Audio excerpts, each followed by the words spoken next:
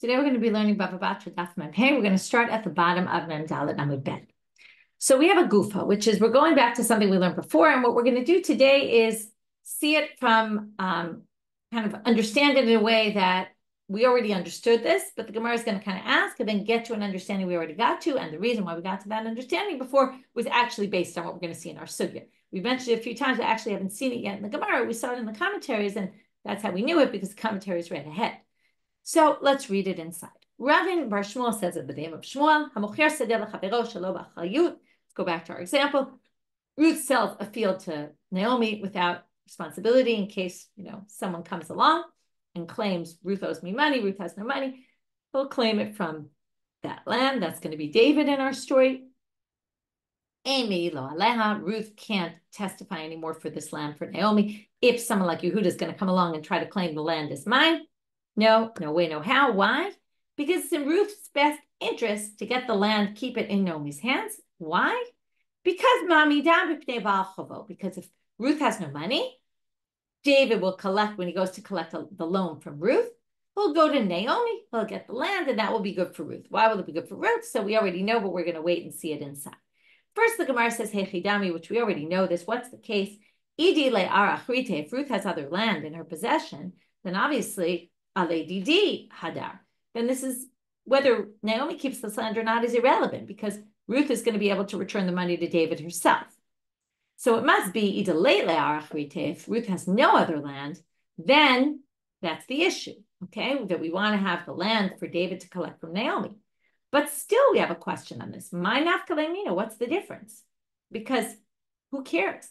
Naomi has the land without achrayut. She won't be able to go back to Ruth and claim, give me money back. So in the end, it actually was no skin off Ruth's back either which way.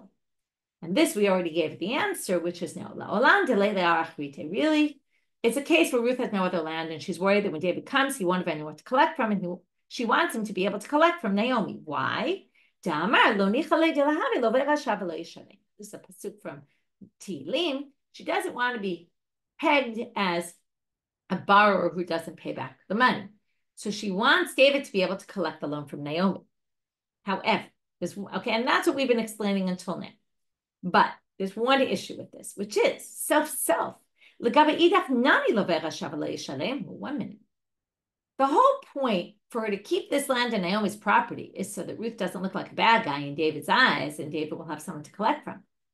But if she does keep the land in Naomi's possession and testify, which we think is, for Ruth's good, it's actually not for Ruth's good. And then we can maybe say she's not no God, but she's not an interested, someone with a vested interest. Because in the end, if we're so worried she's going to look bad in front of her creditor, she's also going to look bad in front of Naomi. Naomi bought this land from her, and now it turns out it got taken away from her. So that's not good either. So either which way, Ruth is going to look bad. So why are we saying it's in her interest that she won't look bad to David, but we don't care that she wants to not, that you're just going to look bad to Naomi, which means basically it shouldn't matter to her either which way. No matter what happens here, whether Naomi has the land, doesn't have the land, Ruth's going to end up looking bad because she sold Naomi land that was taken away. To which the Gemara answers no. She's not worried about Naomi. And the truth is they could have answered a different answer, which I'll talk about in a minute. But Ruth says, I don't care about Naomi. I sold it to her without any warranty. She knew that. She knew that there was no guarantee here. She knew that it might get taken away, and she can't come complain to me about it. I sold it for a cheaper price for that reason. She got a good deal, knowing that it might get taken away, so she's not going to come and complain to me. Another possible reason, by the way, we've seen this before, is that the relationship specifically between a borrower and a lender is one of subjugation. In other words, the borrower subjugates himself to the lender because the borrower gets something out of it. So therefore, there's this need to want to do good in the eyes of the borrower, of the lender, because the lender did something good for me. They lent me money when I really need it. In case of a sale, there's two sides to the sale. It's not like one is doing something nice to the other. They're both, one is getting something they needed and one is paying money for something, getting money for something they want to sell. But it's not that same kind of relationship. It's another possible difference. Okay, second section for today, and it's going to be a little bit similar with a bunch of differences. Machru is Rava b'Tema Rav Papa. Rava, or maybe Rav Papa, made a big announcement Those who go up to Israel from Babylonia and those who go down from Babylonia to Israel, meaning I want all the rabbis to hear this. All of you listen up. Obviously, it wasn't announced in a way they could all hear, but that was his point. I want everyone to know this. Hi, Bar Yisrael. If you have a Jew who sells a donkey to a Jew, so let's go back to Ruth and Naomi. Ruth sells a donkey to Naomi, L'Yisrael Chavri, to his friend, the Jew, okay, or her friend, the Jew. We have two differences already. Yehuda now, in our story before, was the one who claimed, what do you mean, Naomi? That's not yours. It wasn't even Ruth's. It was mine, and Ruth stole it. Now we have an akum, a Gentile. It's not Yehuda, it's a Gentile. The Gentile comes in and says, doesn't even say, forget that. Also difference between the Gentile and Yehuda, grabs the animal. Grabs it and says, this animal is mine. And it was mine before, it was never Ruth's. You bought it from Ruth, that wasn't really a good sale.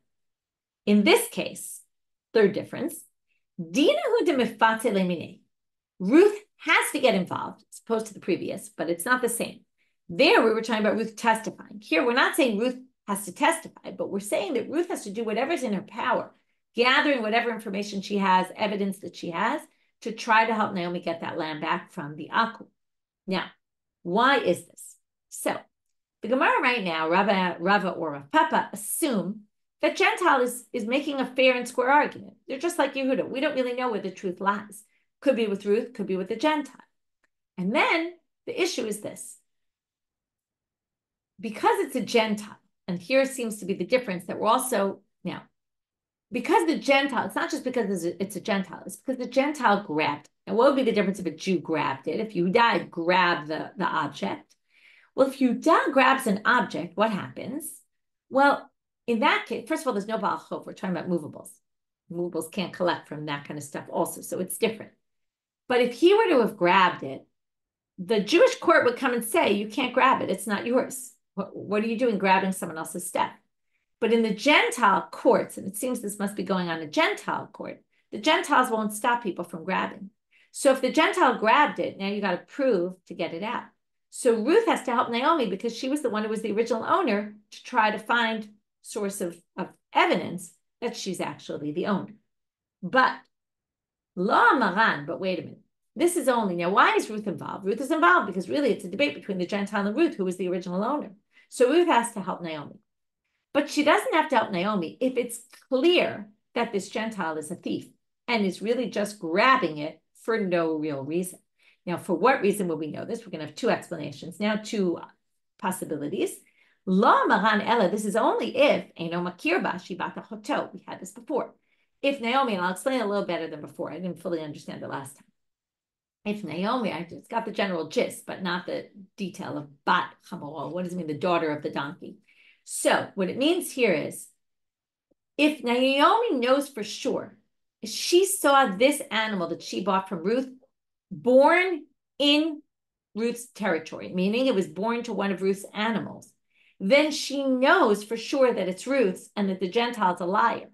If that's the case, then Ruth has nothing to do with this anymore. This has nothing to do with Ruth.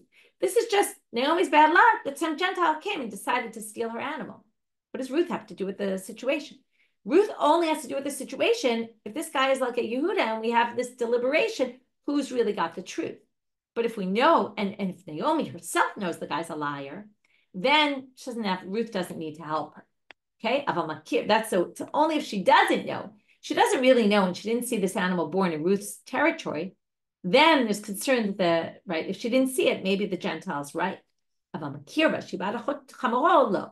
if she sees that the animal was born in Ruth's territory, then, and she knows it's Ruth, now still there's a small concern. Maybe Ruth sold it to the Gentile, but we assume that's a small chance.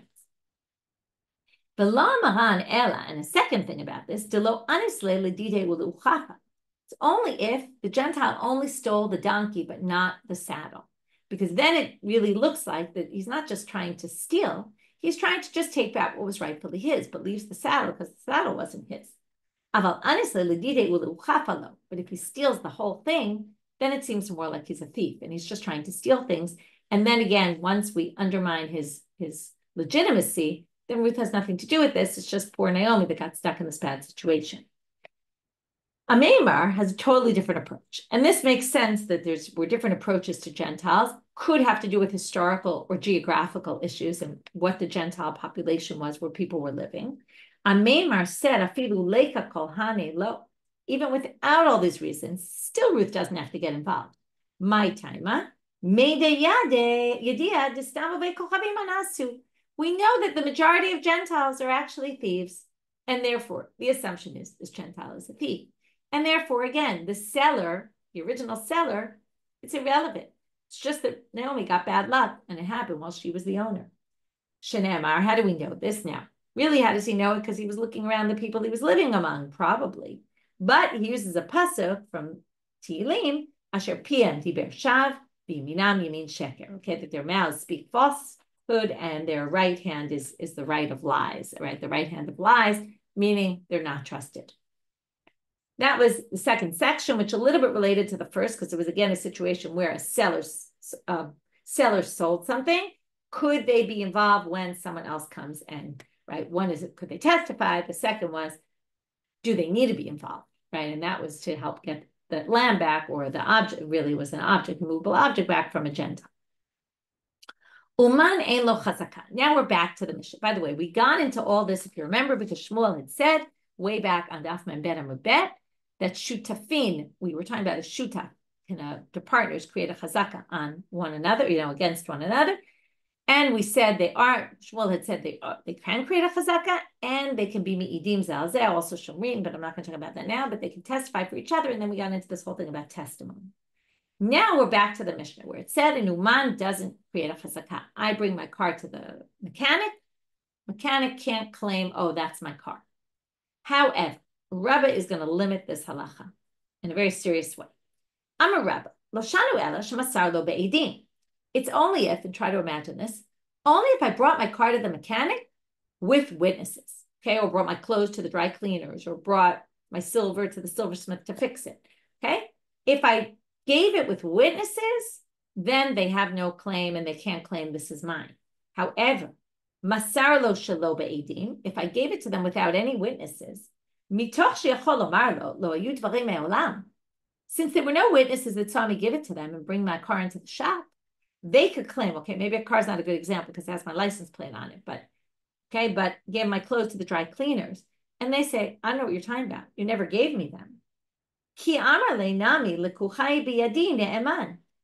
could say, I know what you're talking about. I never got this from you. Therefore, if the woman who works in the dry cleaners claims it's my clothes, we'll believe her, because she could say, if she says, I bought it from you, Michelle, then we believe her, because theoretically she could say, I don't even know what you're talking about. You never gave it to me in the first place. So this line of uman ein lo chazaka, can't create a chazaka on an object they got to fix, is only true if I gave it to them with witnesses. But if I gave it to them without witnesses, they can just claim, I don't know what you're talking about. You never brought it. And therefore they're believed. Again, it's a mali l'shaker, or amigo. Because they have a better lie, they could have just simply said, I don't know what you're talking about. You never gave this to me. They're believed when they say you gave it to me, but then sold it to me, but then you agreed to sell it to me after. Okay, now, Amar le Abai. Abai doesn't like this, and he says, I don't understand. Ihachi, according to your logic, okay, Abai doesn't believe this, but Abai is saying, according to your logic, afilu be'edim nami, even if I brought it to the mechanic, to the dry cleaners, I brought it with witnesses. Mitoch she'achol amar lo, hichsartiv lecha, ki amar le nami lekuchai biyadin meheman. You could still do amigo. Because even if I brought it to the mechanic with witnesses, Abai assumes, and Rabba's going to actually disagree with this assumption, Abai is going to assume that I don't have to take it back with witnesses. So if I brought it with witnesses but don't have to take it back with witnesses, then again, the Uman could be believed to say you sold it to me, because if they wanted, they could hide it and then say, oh, I gave it back to you already. And since you don't need witnesses for that, they could be believed. So again, they have a migo. So if you're going to go migo there, you could go migo there, and therefore you're going to say it's never true that Uman ein lo chazaka, in which case the Mishnah makes no sense. So you can't be right. To which Rabba says, Amar le Rabba, and again disagrees about this point Abai made. Mi savar, turning out I'm a bet. Why are you assuming that if I have to give it to the mechanic with witnesses, I don't have to take it back with witnesses? Of course, I have to get it back with witnesses. Both processes have to happen with witnesses. And he says, so don't ask me a question on that. Of course, there's no migo there because the uman is not believed because the mechanic can't say, I gave it back to you unless he produces witnesses. Can't produce witnesses. Tafla, right? So he has no claim, no migo claim. So now, before we get to Abaya's second question, I just want to review. Rabba basically takes the Mishnah, Uman cannot create a chazaka on your objects, your movable objects that you bring to them. That's only true if I brought it with witnesses. If I brought it without witnesses, they're believed because of a migo argument. Comes Abai and brings another contradiction. We're going to bring a braita with two parts. We're going to have to understand first the second part, but then the question is really going to be from the first part. So it's going to take us a little while till we get to the question. You go to the dry cleaners and you see your shirt there. They didn't return to you. And you say, hey, or you go to their house and you see your shirt in their house. You say, what's my shirt doing in your house? Or you go to a silversmith and you see your eved there. And you say, why is my eved with you? Now, you gave your eved to this person you wanted him to learn how to be a silversmith. So you gave your eved to him, you lent him, but you didn't give him your eved to keep. And you gave your talit to be clean, but you wanted it back. Amar lo mativo etzlacha. So I say, what's my eved doing there? What's my talit doing in your store? Ata macharta lo ali. Ata natata li b'matana. And the person says, what do you mean? You gave it to me. The silversmith says you sold them to me, or you gave them to me as a gift. And the dry cleaner says you gave me your talit as a gift, or you sold it to me. Okay, now are they believed or not? Lo amar klum. They're not believed. Okay, we're going to come back to this. This is going to be our big question against Rabba. Because remember, Rabba said we're going to have to see whether they're witnesses, whether they're not, and we're going to actually be medayek in one of the words here. Okay, we're going to infer from something. Now we get to the second case, and the Gemara is going to have to say what's the difference between the second case and the first case. Because the second case, we're actually going to believe the Uman. And it's a little bit tricky because we're adding a third person here. Bifanai amartalo lemachua ulitno lebematana. I go to the dry cleaners and say, what are you doing with my talit? And the dry cleaner says, it wasn't yours, but I saw you in front of me. In other words, says the dry cleaner, I saw you, Michelle, let's go with Ruth and Naomi. So Ruth is claiming it's hers. The Uman, let's call him David. David says, I saw Ruth. I saw you told Naomi to sell me or give me as a gift her talit, and this is her talit, not yours. That's a bit of a weird case. We're going to see in a minute that's not really the case, but that's how we understand it right now. That's bifanai amartalo. In front of me, you said to him, okay, which is Ruth said to Naomi, limachlo, to sell to me or give me as a gift. Tvarav kayamin, the Uman is believed. So mashna resha mashna seifa. They don't really understand. Why is the Uman believed in the second case? It doesn't make sense. So I'm a Rabba, or maybe Rava, and this has nothing to do with Rabba in our sugya, but seifa biyotze mitachat yedei achir. You misunderstood the case. It's not the simple reading of the Braita. I should say you misunderstood it. I explained it in a way that the Gemara says, right? That's not the way to understand it. It's actually where right now I find my talit that I gave to the dry cleaners, and I find it with Naomi. And then I say, that's what it means. The fight is not it's between Ruth and Naomi. It's not between Ruth and the dry cleaner owner. And this is the way it goes. So Naomi comes and says, when Ruth says, what are you doing with my talit? She says, you gave it into the dry cleaners, and then you told the dry cleaner, go sell it to Naomi. That's Naomi's claim. In this case, Naomi's believed. Why is Naomi believed? Now, it's not a Numan, and then it's taken totally out of this issue. Migo to ibai amarle minach zevante ki amarle nami b'fanai amarta lo lemachorot v'arav kayamim u'mehiman. Again, Naomi's believed by Amigo, because in the end, Naomi has my talit in her possession, or Ruth's talit in her possession. So Naomi, anytime you have metaltalin in your possession, you're muchzak in those metaltalin, right? Not like land where you need 3 years. But a movable item, if you see your movable item in someone's house, you're going to immediately say, what is that doing in your house?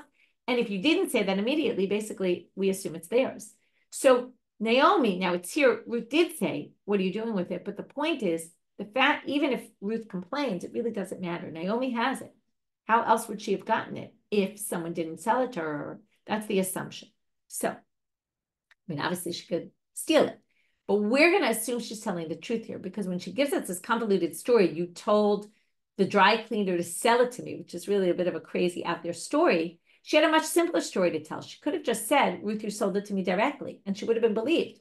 No one knew the dry cleaners was involved here in any way. We didn't have witnesses or anything. So that's the situation. Okay, and that's why she's believed in the second case. But now we have to go back to the first case, and this whole thing was a difficulty with Rabba. So what's the first case? So the Gemara says, Katani miyad. Katani miyad is always it says in the Braita, but it says in the Braita, meaning this is in case you got lost in the whole back and forth. Let's go back to the main thing that we want to discuss right now, which is we have a problem with the Reisha, because the Reisha says Ra'ah. The case was, I saw my shirt in the dry cleaner's store in their house or something like that. Hechidami. So what's the case? If I brought it to the dry cleaners with witnesses, lama li ra'ah. It wouldn't matter if I saw it or didn't see it. Even if I didn't see it and I never got my shirt back, nete edim v'nishkol, right? And I go to the dry cleaners, I say, where's my shirt? And they say, we don't have it.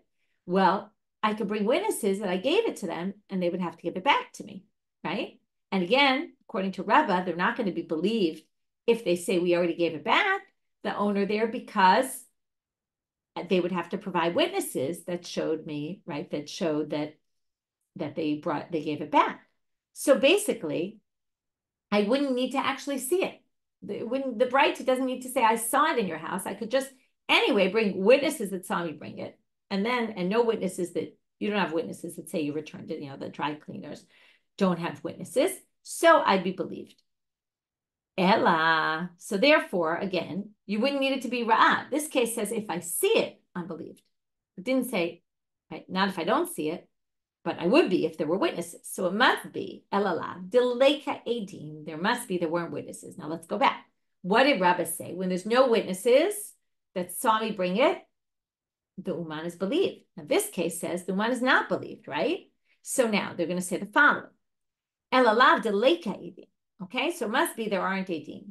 But V'chi Ra'ah mi'atafis.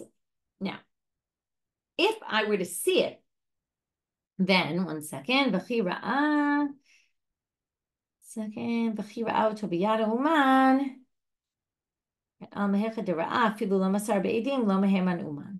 Right. So it sounds like if I see it, I can take it back. Okay, now, if I can see it and take it back, right, I'll be believed. So I should be able to get it back. But what's the problem? That's a difficulty for Rabba. Because according to this, why should I be able to get it from the Uman? I shouldn't be able to get it from the Uman because the Uman is believed to have amigo. So they say no. Let's go back.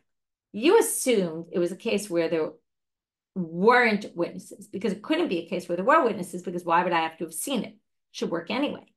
So what does he say? In which case it's not a case where there aren't witnesses. Where there aren't witnesses, really the Uman would be believed, just like Rabba. And then we wouldn't have a question.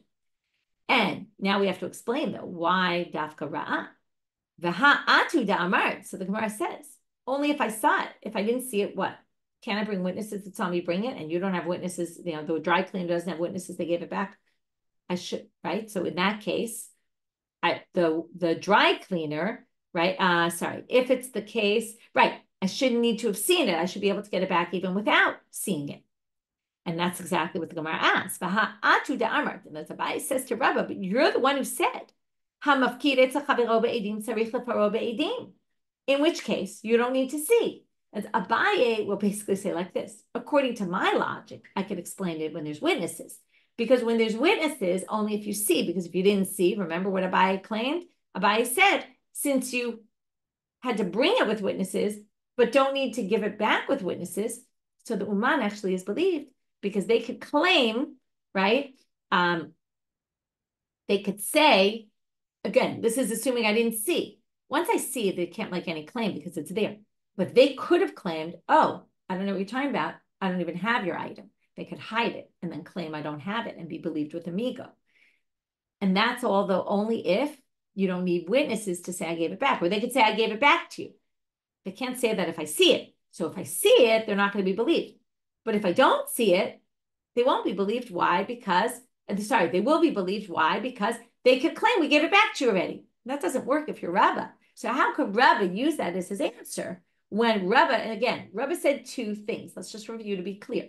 Rabba said, Uman has a chazaka when I gave it without witnesses. And he also says that when I gave it with witnesses, and those two things sort of work together, when I gave it with witnesses, I have to also get it back with witnesses. And therefore, he won't be believed if, right, the dry cleaner won't be believed if the dry cleaner claims, I already gave it back to you. And therefore, they don't have amigo to say, you sold it to me. So what's Rabba going to say? Because Rabba can't say both those things. They're not going to work here. Because, again, if you say there's no witnesses, then you wouldn't need to have seen it. You should be able, if there were witnesses, you should be able to get it back no matter what. Because unless they can prove they gave you back to you with witnesses, which they can't because it's in their possession, then you're going to be believed. So why does this say only if you see it are you believed? To which Rabba answers simply, Amarle Hadrebi. I changed my mind about that second issue. I actually think that if you give it with witnesses, you can actually get it back without witnesses. And therefore, again, the Uman in this case will be believed to say, I gave it back to you if you don't see the item. But if you see the item, then of course they can't be believed because they have no amigo. They can't say, I gave it back to you when it's sitting right there. And then we won't believe them. So in any case, this isn't a case where there aren't witnesses, which means that the Uman is not believed, can be explained still, like Rabba, that it's only a case where there's witnesses. If there weren't witnesses, then the Uman, that I gave it to them, the Uman's believed because of amigo, because they could say, what do you mean? This never happened. I don't even know what you're talking about. So again, that's Rabba, which is hard to imagine that you really have to give always your items to, if you want to protect yourself, you have to give it with witnesses. It's all about protecting yourself to make sure that people don't take advantage of you, which is a very important lesson, right? It's hard to learn as a person. You want to believe people, you want to trust people, but we've been learning over and over, there's preventative measures you should take in order to prevent people from taking advantage. Now we're going to end with a difficulty, another difficulty of Abaye. I'm sorry, a difficulty of Rava on Abaye and L'Siyue LaRabbat. A Mativ Rava, he questions Abaye now, who thinks that Uman en lo chazaka in any case, okay, whether there's witnesses or not witnesses, it's time we bring it to the Uman. And he's bringing this against Abaye as a support, L'Siyue, to support Rabba. Hanotain talito le'uman. Okay, we're going to finish this up tomorrow because it goes into tomorrow's daf, but we'll start it. You give your talit to an uman. Uman omer shtayim katzatz tali, v'ala omer lo katzatz l'cha el echad. It was sick at the end of Bava Metzia. You give your talit to an uman, and then you have a fight with the uman later about how much the uman said. You thought the uman was going to charge you X, and the uman is charging you double X. So, right, 1 or 2. So the uman says, what do you mean? It's 2. If the talit is still in the possession of the uman and hasn't returned it to you yet, well, then you have to bring proof. Otherwise, they get their money. Okay, if they claim a higher amount and you haven't taken your item back, they have the right of way. Basically, they have the upper hand. You have to pay them what they claim. But if they already returned it, nitanalo, bismano nishbavanotel. If it's the moment they're returning it right then, you're obligated to pay them. They have to take an oath in this case. And they have to say, I swear that we arranged double the price that you think, and they can get their money. Avarsmano, but if the time already passed, they gave it back to you and you were supposed to have paid and you didn't pay yet, they have the burden of proof is on them to get the money from you, the higher rate. Hey chidami, what's the case here?